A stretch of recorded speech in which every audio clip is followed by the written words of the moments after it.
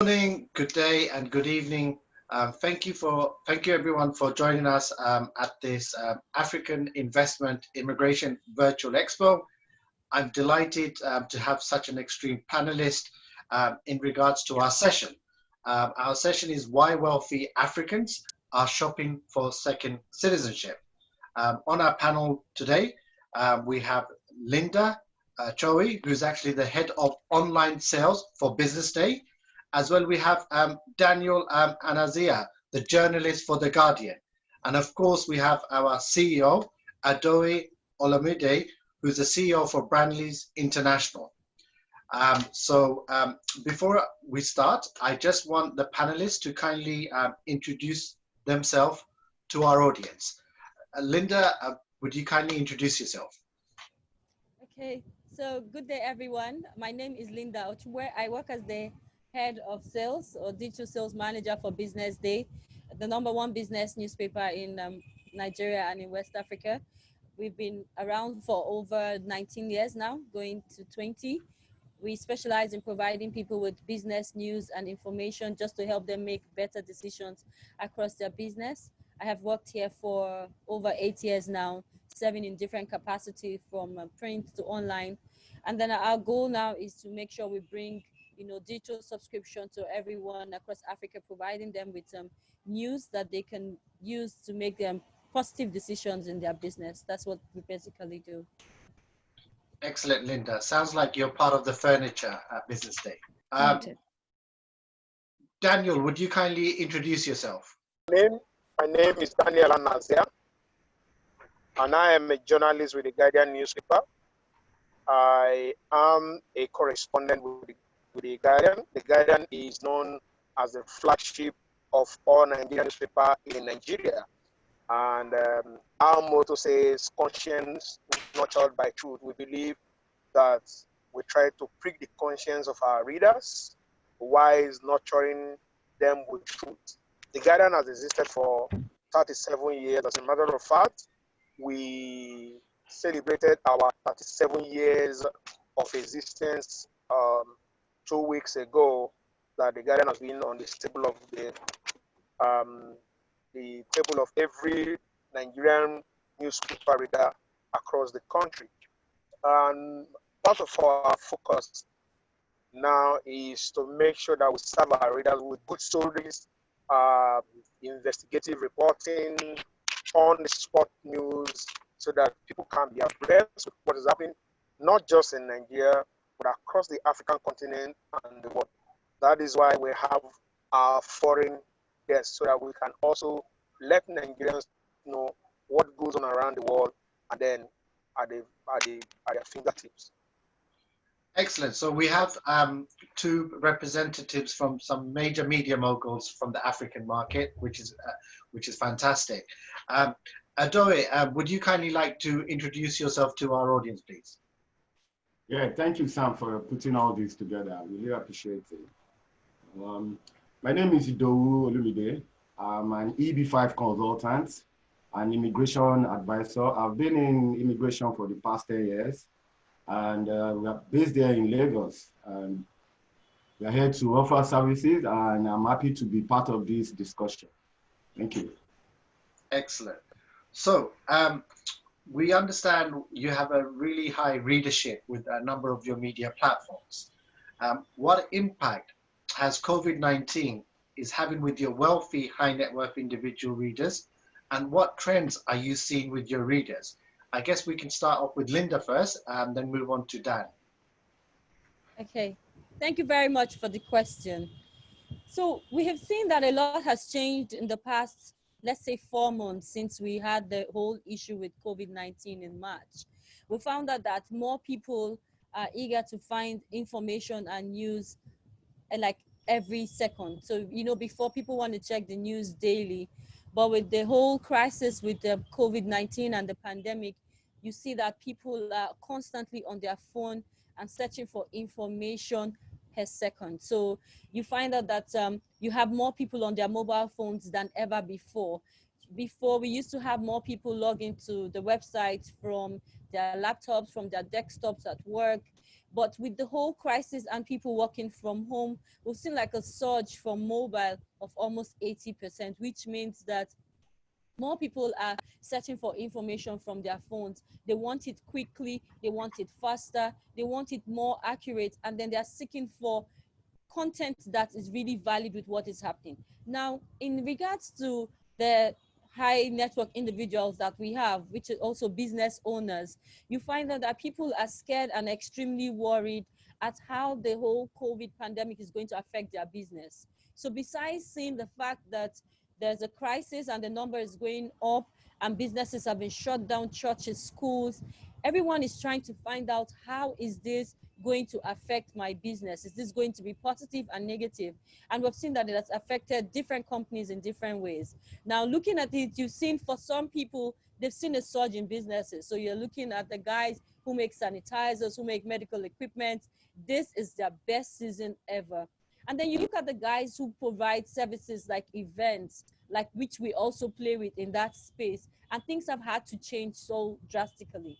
Now we no longer have the opportunity of having these events physically, but now we also now have to have them virtually like we're just having. It has seen difference, and we've seen a lot of difference, and we've seen changes, which for us can be seen as good and also bad. Now, so let's look at the good sides. The good side would be we have more people coming to the site. We saw the largest traffic in March, with everyone looking for information on who has COVID, where can you find, how do you avoid it? You know, everyone's trying to find out how to stay safe. And then you've also seen that more people want to also kind of subscribe to keep themselves abreast of the information. But if we only look at the advantage or the good side, then it will be worrisome, because we know that so many people have also lost their jobs, their businesses, and has also affected their spending power. So we can say that it's been good and bad for us in the media, especially for us with our HNX clients, because some people have seen the need to always constantly look for information through their phones. And then some people have also seen the fact that they have lost their jobs and their businesses and not enough money to spend. But we are hopeful that when things get better, we'll be able to balance things back again. So you see people come back again to business, which means that they have more funds and money to spend, and which would also impact in the business positively. What trends are you seeing in regards to investment migration for high net worth individuals and investment activities? As a consultant, I will tell you directly that the pandemic actually slowed down most of the decisions that are made by high net worth individuals before the COVID-19. But in the last few weeks, things are looking up. And you agree with me that we are in a new era, and as such, demand for immigration investment is going up, and second passport is going up. People are looking at the trend of what the COVID-19 is actually going to. But at the end of the day, there's with the possibility of cure for the coronavirus, we are going to see more of NHI coming out on board, and none of them, they are not relaxing. They are watching the trend from our own view. We know they are watching the trend, they are following up.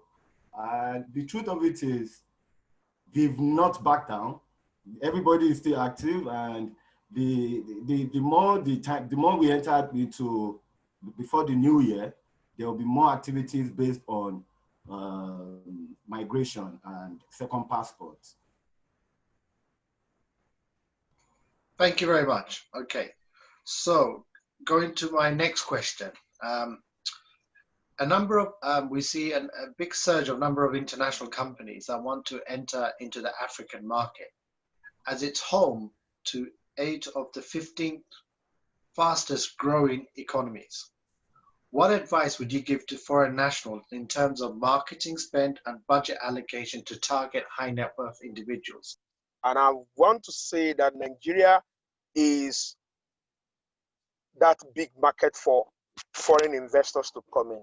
I mean, there are statistics, there are data out there that people can fact check and verify to check this. Now, my advice to foreign investors who are willing to come invest in Africa is peaceful. Africa is a place to be.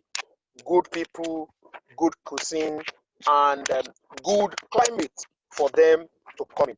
And then there's large market from Nigeria to Accra.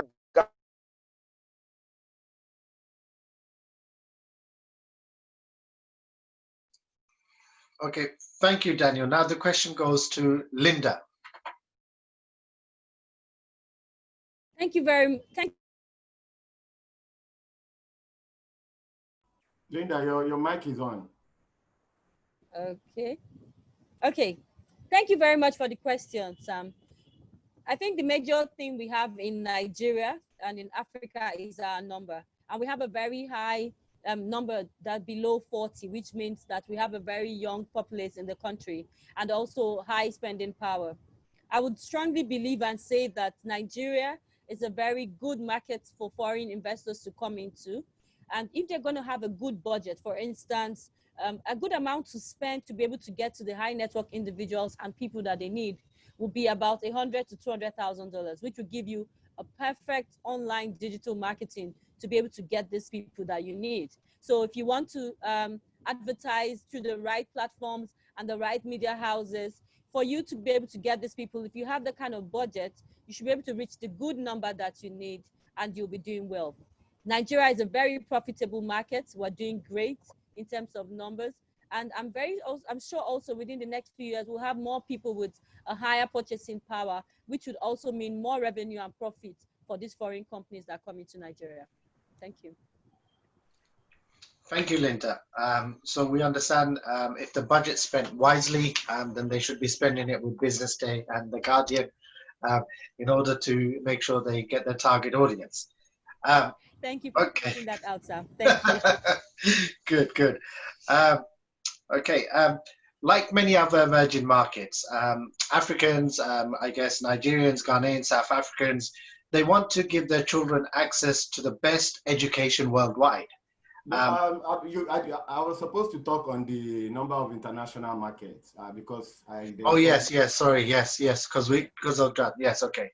I understand your question very well. Okay. From my experience in the last 10 years, I can tell you that the market is getting bigger. Sorry, let me ask you the question, then you can start. Okay. All right.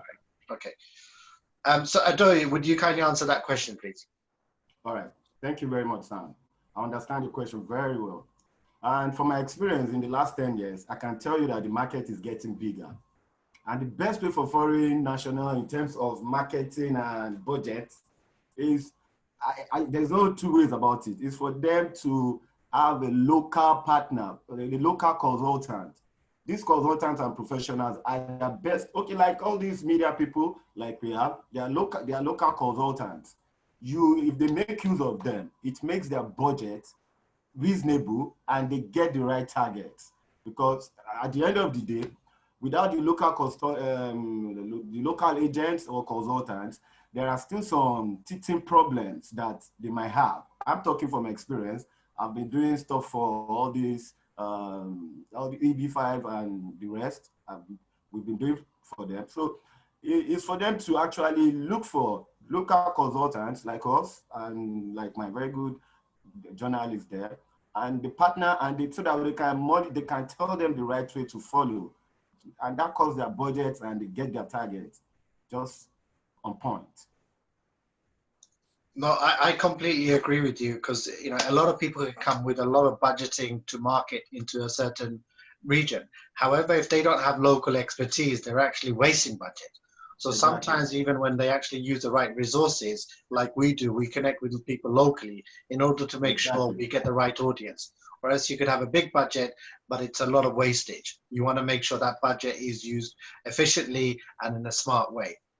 So I'm going to my next question. So like many other emerging markets, we see in Africa and especially Nigeria, Ghana, South Africa, and many other African regions, they want to give their children access to the best education worldwide.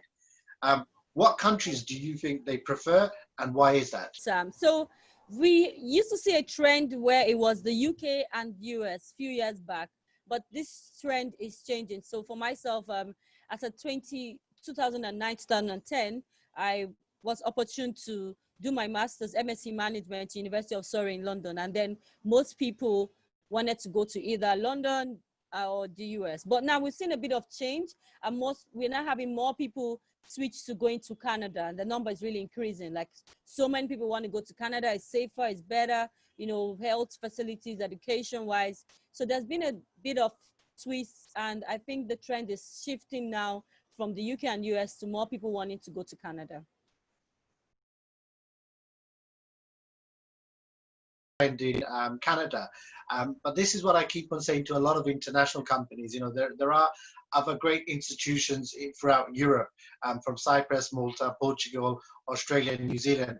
I guess they need to allocate more budget in order to get their recognition out there. And they should be talking to you guys and us in regards how they can, you know, get that message out to people, because obviously if they make people more aware of those opportunities, then there's going to be more inquiries and a higher influx of international students from like Nigeria or African regions, as long as they push that message out.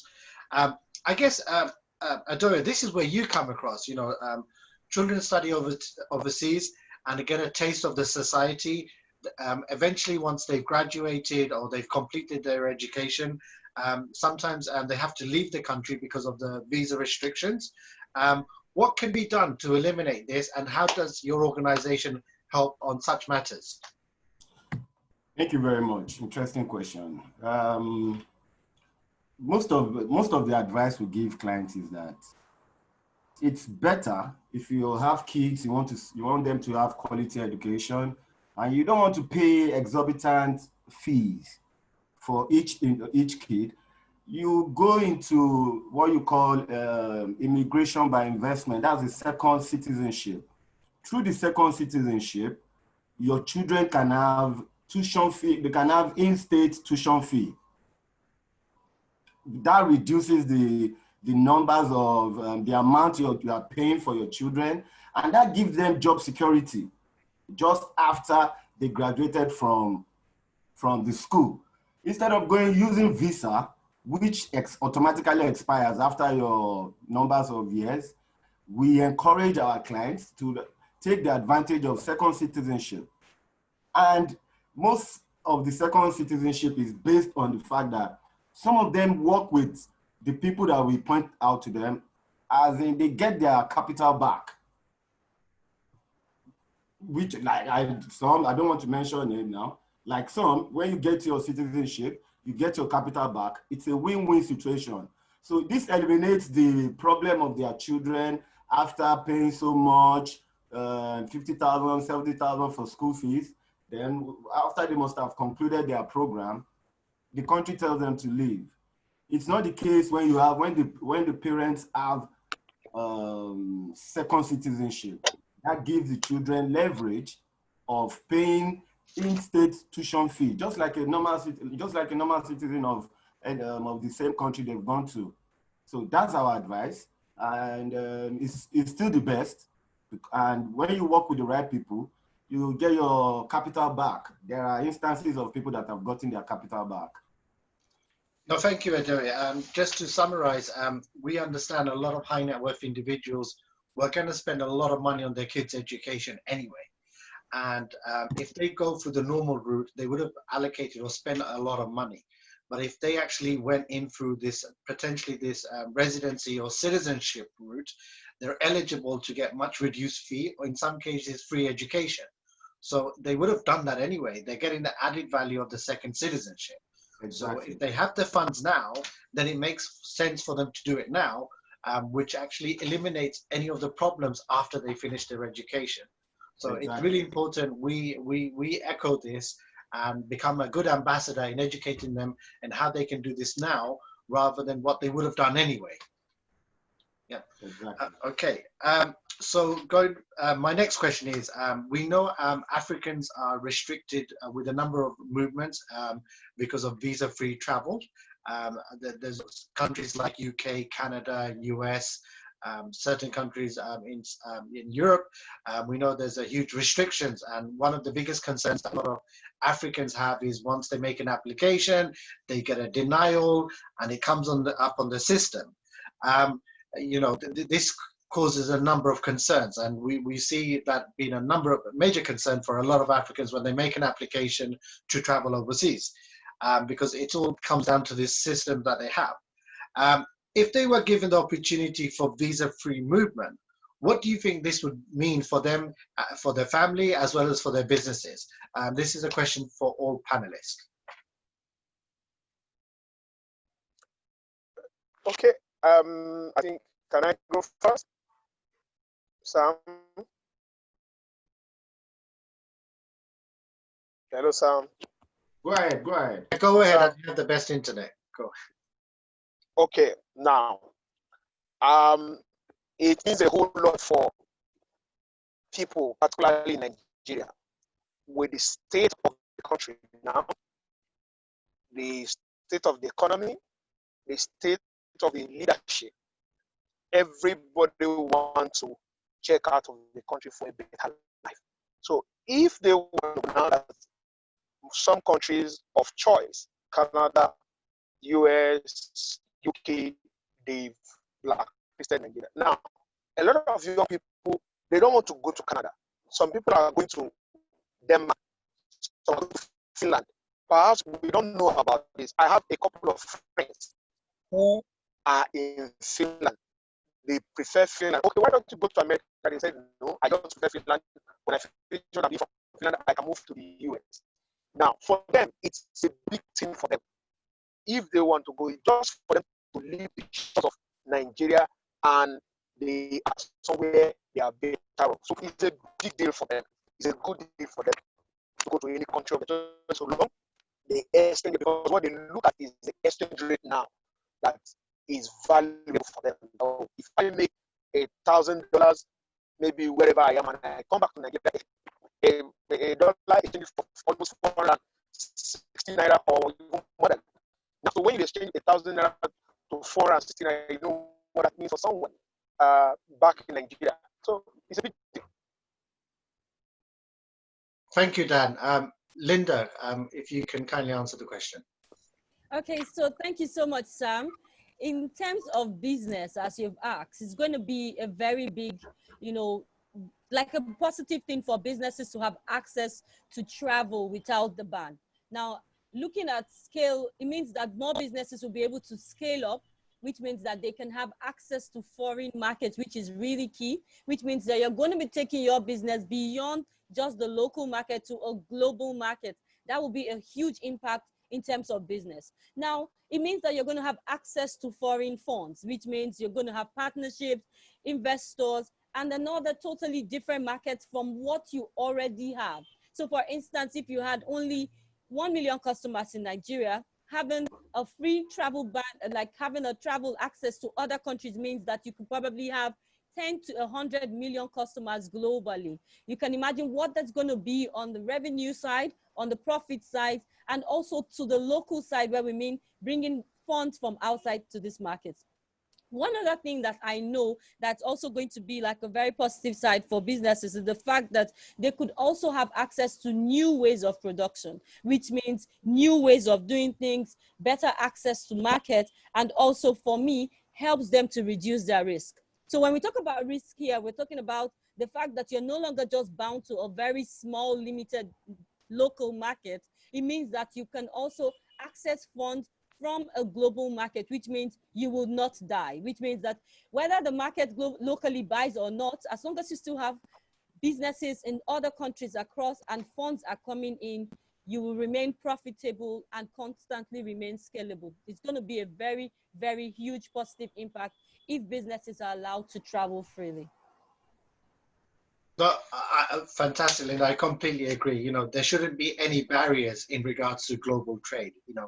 Obviously, there's a lot of business people that you guys have on your readership, and they're doing probably domestic or business in neighboring countries. However, with this residency and citizenship program, it gives them the opportunity to expand their business. Don't just look at it as, another second passport just for you and your family, but it also can grow in terms of your business as well. Idowu, what would you like to add to this? Yeah, thank you very much. there are different sets of people. Let me use Nigeria as an example. There are two different sets of people. Some, they want to move their family and do business between that host country and their local country. Some they just want to do business. So most of single ones that wants to do business, they want to be able to go to Asia, Europe, most especially. They want to have a free movement. Like before the US ban, we used to have L1. Last year, L1 was 1,927 South Africans that did L1 to the United States. Nigerians were 333. So more Nigerians are going for the L1 now. They want to expand their business. Even though there's a ban, they know that the ban will be lifted. So they are still going ahead with the processing of the L1 so that they have a footprint in US and a footprint in their own country. There are others that they want to go to, they want to have businesses in Asia, in Europe. And some of them are looking at, like Turkey. There are some families that they do business in Turkey. Now they want to have the residency of Turkey so that they can expand their business and at the same time give their family quality education that they have always wanted. So there are many ways, many places Nigerians want to go further their business, and they are looking at like St. Kitts and Nevis is providing Nigerians a good opportunity to have a passport for 150 movement other countries. Grenada is doing that too. So it doesn't really have to be one particular country. There are diverse people that want to go to diverse areas and they know what they want. Thank you. No, thank you, Idowu. I completely agree with you. These travels or these restrictions on travel shouldn't stop these businesses from expanding. This is one of the solutions that we're providing. It actually helps on and benefits a number of businesses or from a long-term point of view. And this is why, we really recommend them looking out for these residency and citizenship programs. This comes to my final question, Idowu. Why wealthy Africans are shopping around for second citizenship, and why should they use a local agent rather than trying to go direct? Thank you. Based on international border and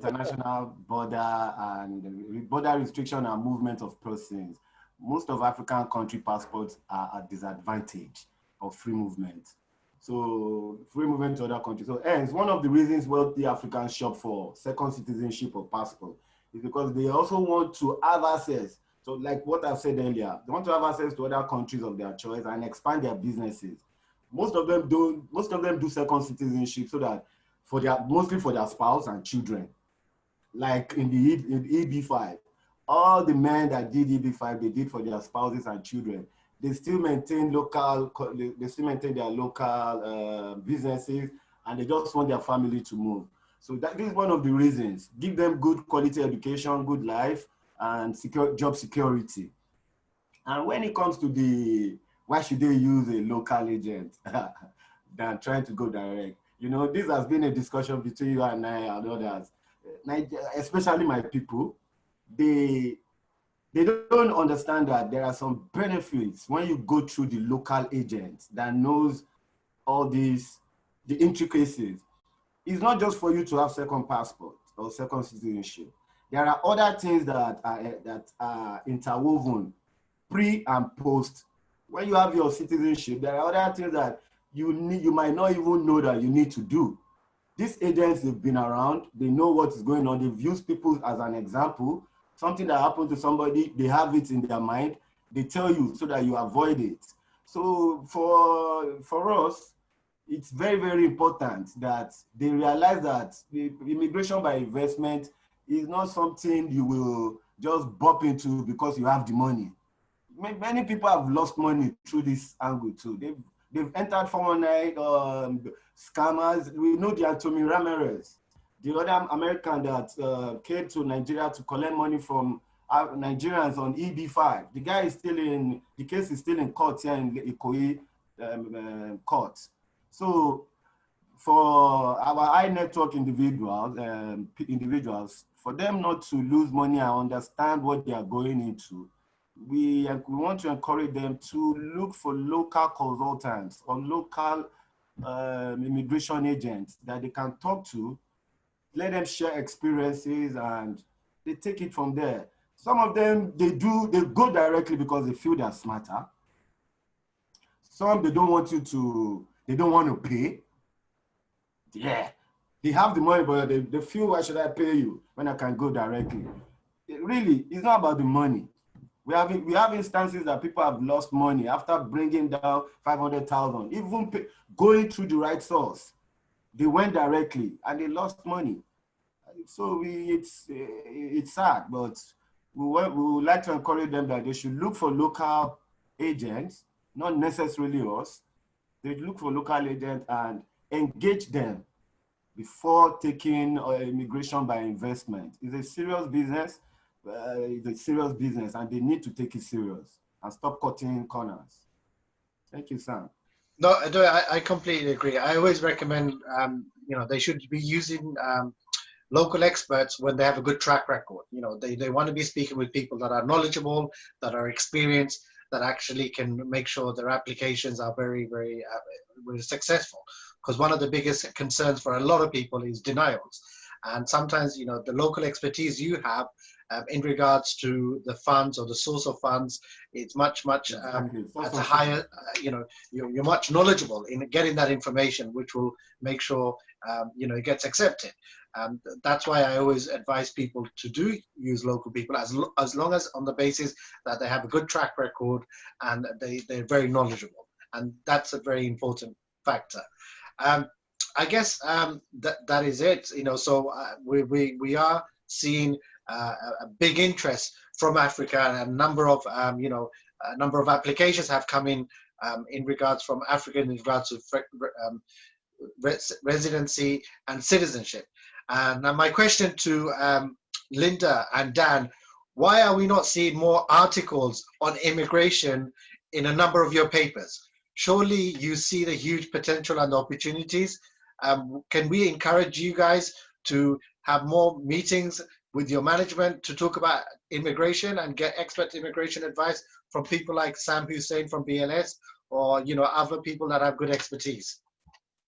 Thank you so much, Sam. I think we are doing quite a bit, but not enough. So we need to improve and have more people. So what I'm going to suggest is I'm going to see how we can have more people learn about this whole immigration stuff from different countries. But the fastest way will be working with people like Idowu, Olumide, whereby these people who are already doing this kind of business, advising, counseling, encouraging, and supporting people, send us content about this kind of matters. So it will be not just writing, but because they are experts and they are consultants, when they provide us with such articles, people can strongly believe that they can rely on it, that this is serious and this is authentic. So I'm definitely going to go back to management to see this is a very important segment of stuff we can talk about. I think this is the fastest way we can also go around it by working with the experts and consultants in providing us with this information. Could be weekly, could be twice a month, but it has to be consistent so that we're feeding people with the right information they need if they're going to make such huge investments in becoming residents or moving over and starting up a business. We don't want them falling victims to the wrong hands. Working with guys like Sam at Olumide will be perfect for us, and it's something we're definitely going to look into. We need something like, as Linda and Dan have rightly said, we need something like this to be coming up weekly, bi-weekly, monthly, or by, twice a month. They need to be, as I speak with you, there is no media house in Nigeria that does immigration on a weekly or on a monthly basis. The only thing they do is travel. They have a section, all media, they have a section. They just call it travel, maybe Saturdays or Thursdays. They need to inculcate travel and immigration together, because a lot of Nigerians are looking for genuine ways of going about doing immigration with the right people. Some just lock up with fraudsters, they take their money, at the end of the day, they lose interest. So please, the media house, they need to help put more of immigration out. There are a lot, Sam can help us, I can help us, Sam can help us with a lot of articles that we can juxtapose and release to the Nigerian media. It will be of great help. Yeah, Thank you very much. Olumide, I completely agree with you. And I guess from my point of view and Linda's and Dan's point of view, because we're media, we have to be very careful in some of the coverage that it goes out into a number of our platforms, because we don't want to be, Thank you. The people that are responsible or liable for a number of this misleading information. So what I always advise is we should do our due diligence, and of course make sure that we have the right organization and make sure we have credible people in regards to a number of messages that goes to our platform. So it is quite new to a number of people in the media industry. And of course, as BLS, we're a global organization. We're more than happy to advise in getting the right information and of course doing a bit of due diligence. So I guess this will be a good start of our partnerships and developments to make sure we get the right message at the right time and to the right people. For this wonderful opportunity. I also want to thank Olumide also for this opportunity. It has actually opened my eyes to a lot of things that has been lacking. Of course, we've been doing a lot as a media house, making sure that we provide the right narrative, which is really key in terms of movement, migration, travel, and for business. But one thing I'm going to go back with is the fact that we need to do more. And it means that we need to work with more organizations like BLS, more organizations like Brandleys for Olumide, to see how we can consistently, so I tell people it's not really about starting, it's about making sure that this information provided is consistent. So it's not once in a year or twice in a year, but make sure it's at least twice in a month and people are having access to meeting the right people, making the right decisions and not falling into wrong hands. So I really want to appreciate this platform for this opportunity. And I'm sure that the media houses in Nigeria are also going to take it up and we're going to do better. That's really key. Thank you so much, Linda. Thank you, all the panelists, for your wonderful answers to my questions. I know they're quite strong questions, but you've done great in answering them. Now we're going to open up to the floor and take a number of questions, and hopefully I'll direct them to the right person to answer them. Thank you, everyone. Please fire away your questions.